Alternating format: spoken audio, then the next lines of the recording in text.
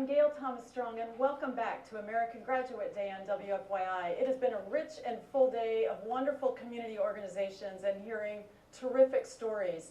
Right now, in our last segment in studio, we have both the school and the community represented. We have Jon Brandon, the president of the Marion County Commission on Youth, or McCoy, and Dr. Nikki Woodson, who is the superintendent of MSD Washington Township. Thank you both for being here today. I love that we're wrapping up this day with such a powerful duo. Nikki, I know that Washington Township is among the many schools in Indiana who are trying innovative, compelling things in an attempt to really try to keep children very engaged with career on the college readiness path. Yes. Talk to us about Washington Township. Absolutely. We have a long legacy of excellence in Washington Township that we're very proud of. But the first thing I would say, working towards graduation, we don't start at North Central High School. We start at elementary school and even offering preschool services in our school district. We know that the pipeline to graduation starts far beyond 9th grade. But at our high school specifically, we do have a wide range of wraparound supports because we know not one size fits all for every student. And out of almost 3,600 students at North Central, we know we need to do a wide range of differentiated supports. Also supported by our very large, very successful Career Center right next door that has another 1,400 students offering a wide range of career and tech readiness programs. Jon, how do you represent community organizations? You work with many grassroots organizations as well as large organizations with government entities. Talk to me about how you help folks interact with the schools and make those career connections. I think some of our most effective out-of-school time programs are those that interact with the schools. Many that provide out-of-school time programs on school grounds so that young people who don't have to worry about transportation to another location, they can walk down the hallway and they're immediately connected with the Boys and Girls Clubs or at your school services or Girls Incorporated, who are folks who are able to offer youth development, skilled building programs right there on the school grounds where the student spends the day. In addition, obviously, we do have many of our community-based partners who also welcome literally thousands of young people after school. And it's not just all fun and games, but they try to work closely with their local school partners so that they can back up what takes place during the school day.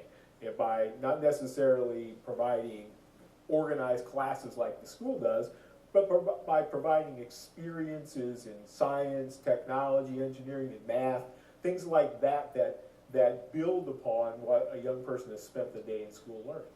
Nikki, in earlier segments today, we learned about the JAG program soon to begin at North Central. Yes. We heard about the Young Families Initiative. Yes.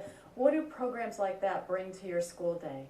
Out of our very large student body, again, we know we have a wonderful wealth of diversity among our students. And so the programs like you just mentioned and many, many more that we have created ourselves that have been emulated across the state and nation, as well as others that are well-known programs that we have, again, just do that wraparound support around the student. So for instance, one of the programs that we have is called our African American Scholars Program. Okay. And it reaches African American students who maybe are first-time generation college goers, don't know how to navigate the very complicated system, sometimes maybe not push from different angles to get in the highest rigor classes possible that we offer at North Central. And we do a wraparound support for that group of students so that they know the right path. We're educating parents at the same time. That's just one of many ways that we narrow from a very large student body down to a specific student so that they have a support system specific to their needs in our schools. So really taking that very large group and creating many small groups. Absolutely. And then wrapping the supports around. Absolutely. And I know that not only does that occur in the school year, but it happens in summer programs at your schools and others.